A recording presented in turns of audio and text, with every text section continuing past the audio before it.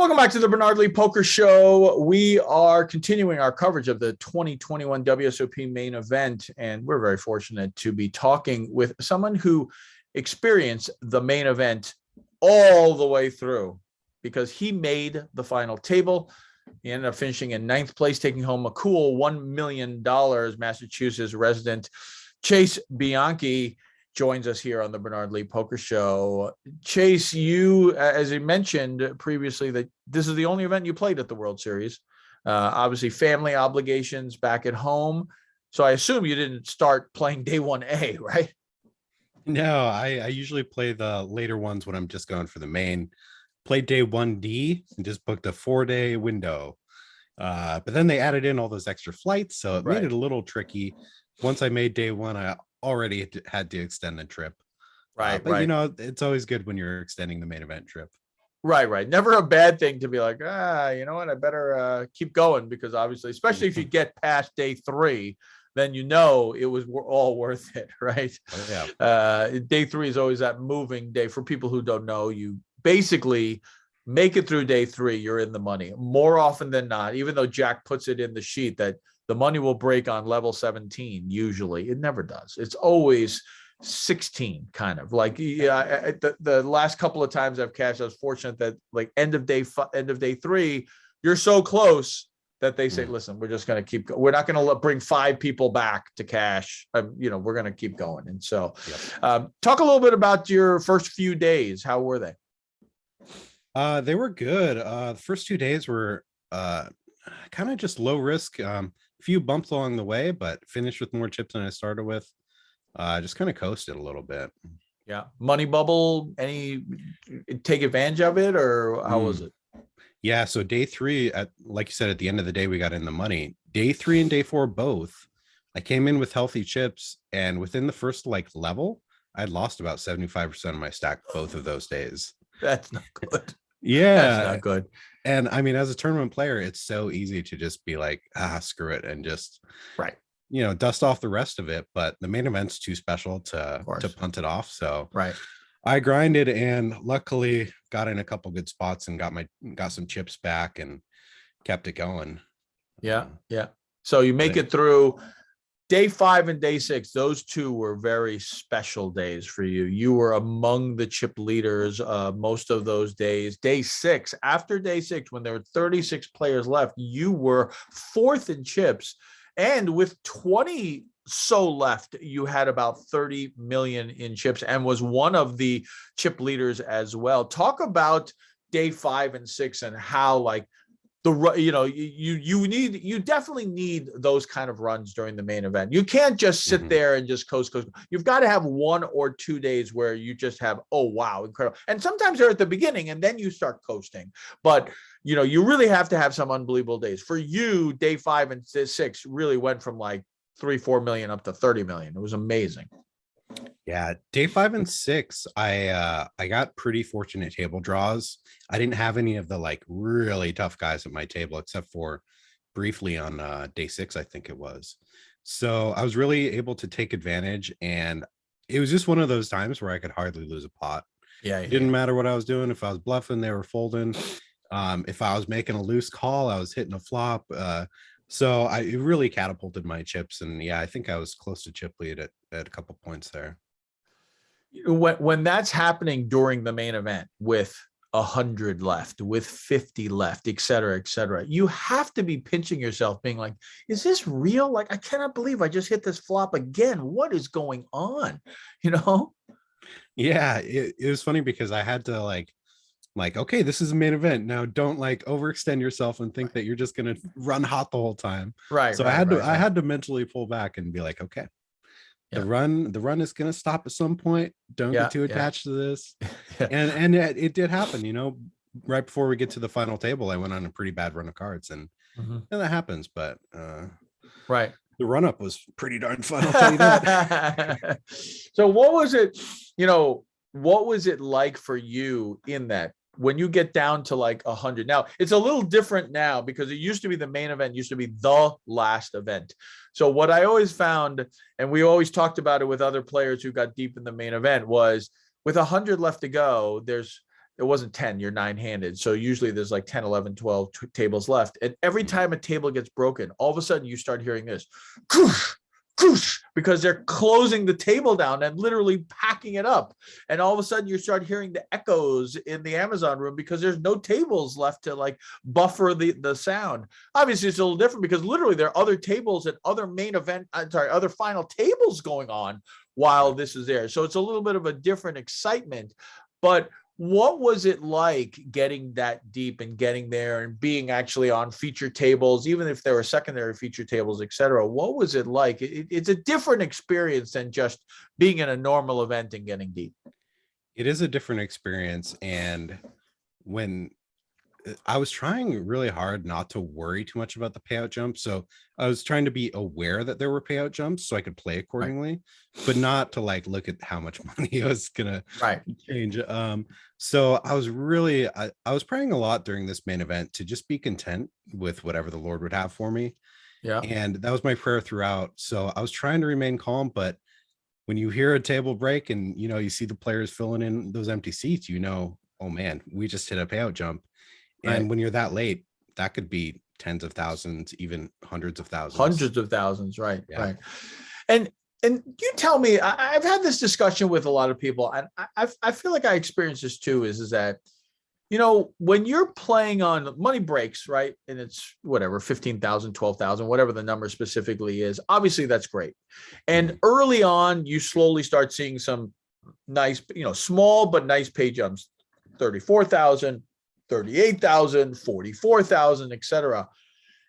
But then all of a sudden, when you get under 100, these payout jumps start like, holy cow, we've went from 113,000 to 164,000. They start jumping. Yeah. But when you get to day 7, when you guys played to 36, a lot of times they played to 27, made your day 7 very long, obviously. But it's almost like you stop worrying about the money because you've already made monopoly money. That's what I always call it. You're already making $200,000. Who in the world would have thought, like, those are very rare tournaments that you're making 200,000. Usually you're winning them, right? Now, when you're down to 27, 18, whatever it is, to me, the focus was singular. It's not about what the pay jump money is. Don't get me wrong. If you're close, you want to get that extra $50,000, $60,000. But the singular goal is to make that final table. We'll worry about the rest later. And I just felt like I didn't even care anymore about this. Like I cared more when it was like 120 than when we got down to like 24. I wasn't even caring. Like, I don't care. I've already made the monopoly money. I want to get to that final table. Did you have that experience as well?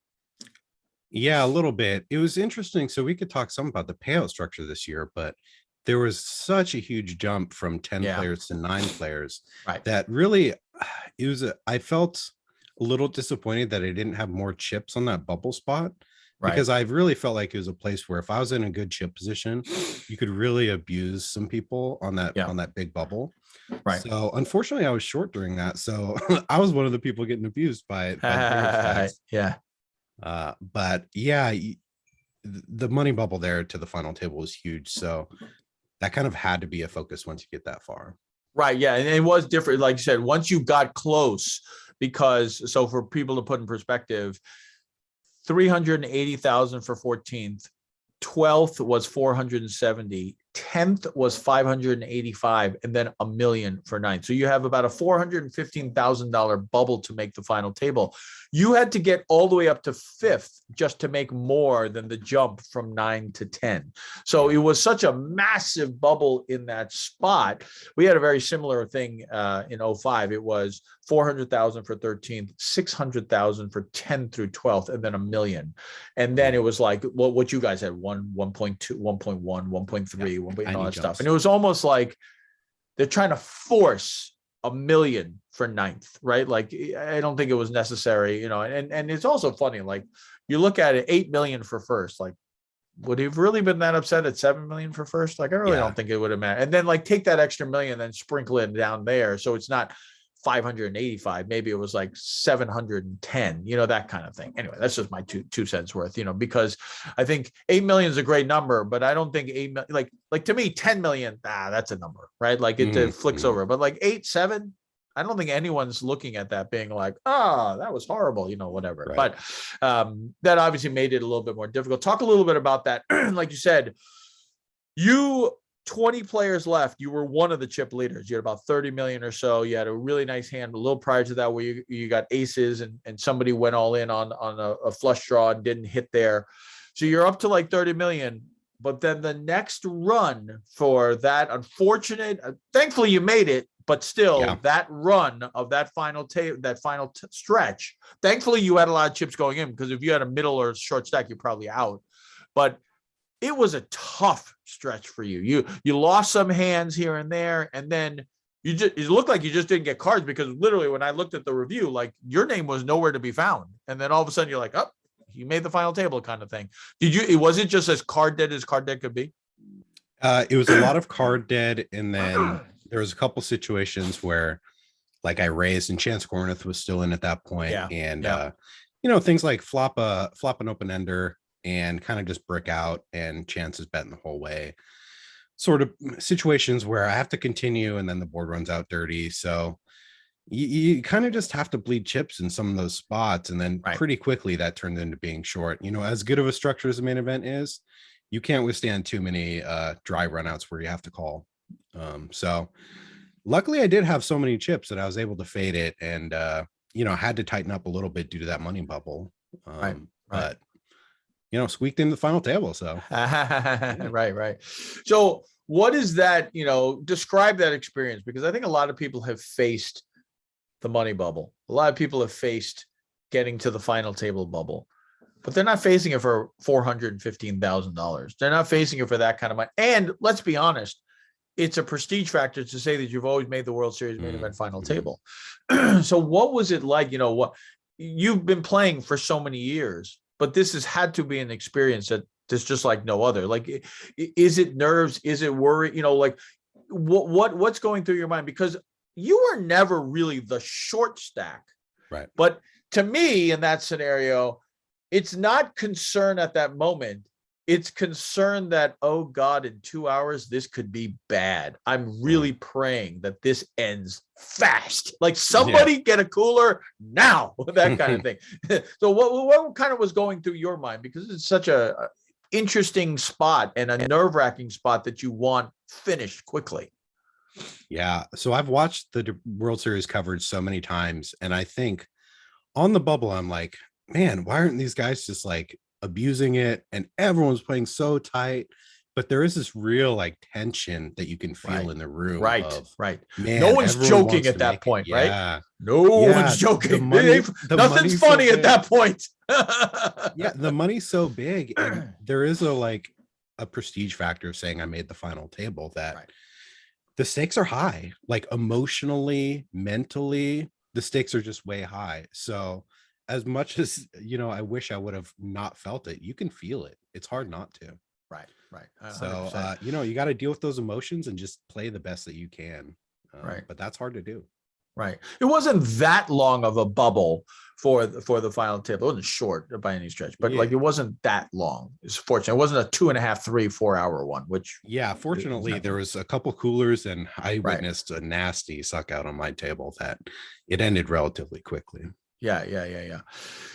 So you make the final table, obviously a lot of joy. What was it after the final table? Obviously, people see the pictures, but I'd love for you to describe to the listeners what happened. Like, there was, I'm assuming, a lot of time where, okay, organize this, organize that, interview this, interview that. You're not like bagging up and going home like you normally do. People are like, this is ridiculous. I can't, in between day 1 and day 2, how long does it take to bag up? Trust me, it can be a lot worse.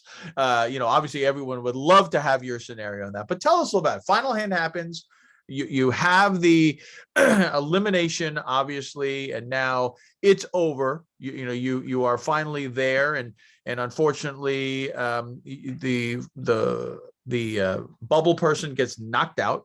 So now what? Obviously, everyone's celebrating. What happens? What does Jack tell you must go on from here? Yeah, there's definitely a long time of madness of people going crazy and celebrating, Right. which is fun. And me with hardly anyone there on the rail was like, okay, let's get to it, guys. The time's a ticking, guys. Gotta get some bed. Gotta get to bed. There is a lot to do, man. You got to take pictures. You got to like they thoroughly count your stack to the chip. Right. Of course. Bag it up, you know.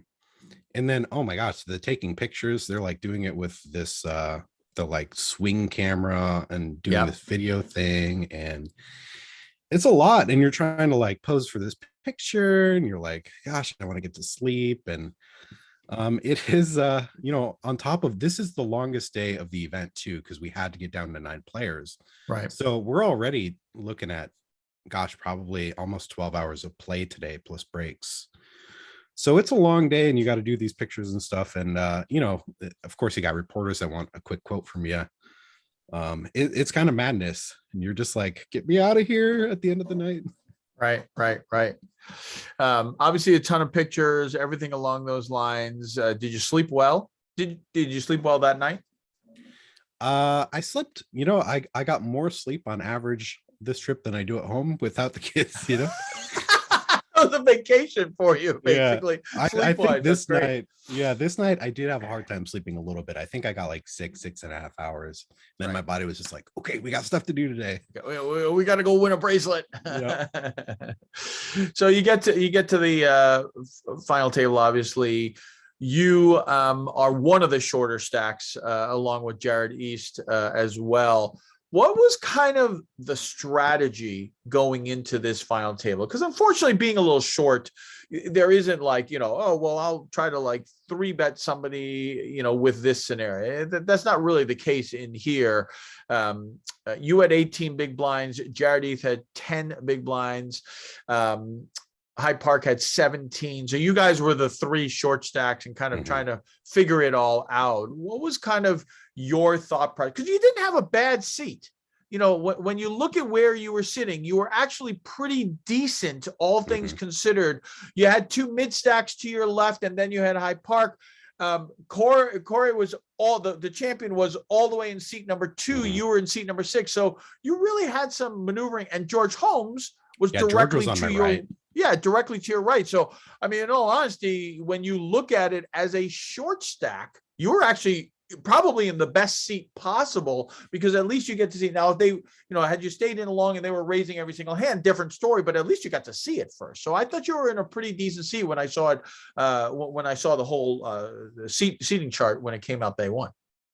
Yeah, I thought I had a really good seat. If I pick up some chips, I get to play a lot of pots with George, who's a wreckerish. I mean, George played great. Nothing against George, but he's not a professional. So if I get some chips, I have position on him across the table from Corey. But the thing is we talked about the payout structures, is that it's very flat at the bottom. So we have that huge bubble to get to the final table, but then it's just tiny little jumps up from there. Right.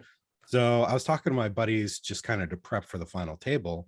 They're like, yeah, there's not really much ICM pressure here. You just fire the chips in a good spot and try to build a stack. So the first real opportunity I had for that, I went for it and fortunately ran into it. Right. And so for people to know, Jack Oliver raised to 1.6 million. George Holmes calls in the small blind. He raised from the cutoff. You were in the big blind and 3-bet jammed for 9.7 million.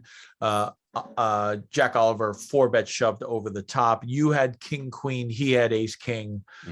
To be honest, pretty standard in that spot, especially in what you're saying. You know, if you were on the money bubble, the final table bubble, you probably aren't doing that. Yeah, but probably just put it straight in the muck. If we're on the bubble, I probably just mucks it. Yeah, right. I was going to say, this isn't even a call. This is just right into the muck, and let's just move on.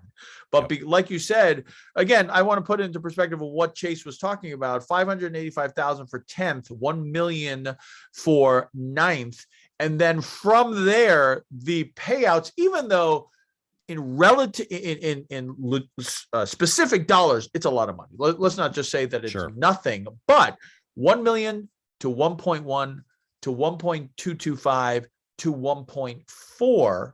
So 1.4 for 6th place. In other words, a $400,000 jump from 9th to 6th.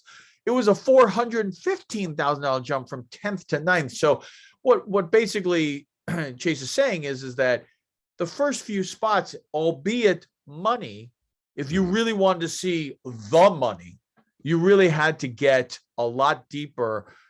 2.3 million was fourth place. So just to double your money, you had to get kind of in between fourth and fifth place. And then it started going up incrementally again. So early on, when you're eighth and ninth, and for people to think about this scenario, you really want to get chips early so that you have a shot to get all the way up there. You don't want to give away your spots early on and then you get seventh. And then you could have picked up chips and maybe gotten to third or fourth. And even though you didn't win, you still picked up an extra couple million kind of thing. Yeah, you want to look at your risk reward on this stuff. So right. What's the risk? The risk is going out now and missing out on $100,000 jump. Well, the reward is like potentially millions of dollars in jump. So that's whereas if there's 10 players left, the risk is a lot, $400,000 pay jump. Sure. And the reward for getting more chips there is maybe not as much. So it's interesting because back in the day when there were sponsorships, and a lot of them, when people NASCAR'd up, it was actually very interesting because if you think about it, the longer you stayed on, the more money you made. So now suddenly it's, wait a second, rather stick around until day two. Because back then it was a day one, a day two, and a day three. So some sponsorship deals where if you make it to day two, you get more, that kind of thing. Yeah, so interesting. So then that changes the dynamics a little bit, right? Even though they're not specifically on the payout, it's other things. It's again just things to think about. It's kind of weird how the world of poker is. Couple of more questions for you. So first, before the main event, we all experienced it. I've been talking about this for the last couple of years, or year and a half, with a lot of players. How was COVID for you? Did you work on your game because you had time? Did you not able to? Obviously, we didn't play live. Massachusetts, we don't have, unfortunately, legalized here. Knock on wood, Connecticut seems like they legalized it, and hopefully New Hampshire will as well. So maybe Massachusetts will jump aboard. But how was it for you during that year and a half or so? Yeah. So poker wise, it was tough because the local casino shut down completely. Right. And still to this day, Encore, which we talked about earlier, I moved up here to play at Encore. They still have not reopened their poker room. Right. And it's a shame because that poker room was really popping off when it was open. So really during COVID, I lost my job. I moved up here to play bigger games at the Encore and they still haven't reopened. So I feel fortunate though that I decided to go back to school and did a 6-month program to become a software engineer, which is where now I'm moving my career focus there. So that was good. And there was some good things in that we started foster care like right at the beginning of the pandemic. So I got to spend a lot of time with foster kids that we had, which was really good. Got to be extra support for the wife, who's the primary caregiver for them. Right. So there was some good things, but it was tough, man. I lost my job essentially. Right. So with regards to the World Series and poker, your scenario is a little bit different. Other people, the question would be, are you going to now start playing more? It's very easy because my bankroll is huge, so why not? Right. But you have other concerns. It's not bankroll, it's other concerns. So I would assume that you're probably not going to add many, if any, tournaments to your schedule, right? No, I don't think I will. And it's ironic that, so due to my deep run in there, the like commentaries talking about how I'm trying to get a software engineering job, I've had so many people reach out like, hey, you want to come interview? So like, goodness, I might not play poker much at all anymore. I might get that's hysterical. Like you ended up doing a LinkedIn on CBS Sports Net. That's fantastic. Well, that's great. Well, listen, Chase, congratulations. Great to see a Massachusetts guy get deep. We were all rooting for you. They were all joking the James Harden fear of the beard. And, you were, obviously very recognizable, but it was fantastic to see it. It was also nice to see somebody who has worked hard get there. And it was good to see a good guy get there. And we're very happy for you. And congratulations on what an incredible run. And I wish you all the best. Appreciate the kind words. Thanks for having me on your show, Bernard. Appreciate it. Chase Bianchi here on the Bernard Lee Poker Show. Just a great run, great story. We'll have more interviews with other winners from the World Series, more people from the final table, as well as we continue our coverage of the World Series 2021. And as always, may you always go in with the best hand, and may you never get unlucky. Good night, everybody. And also, if you are liking these interviews on YouTube, please like and subscribe, and we will continue to bring the coverage of not only the 2021 World Series, but also the world of poker. Thanks, everybody.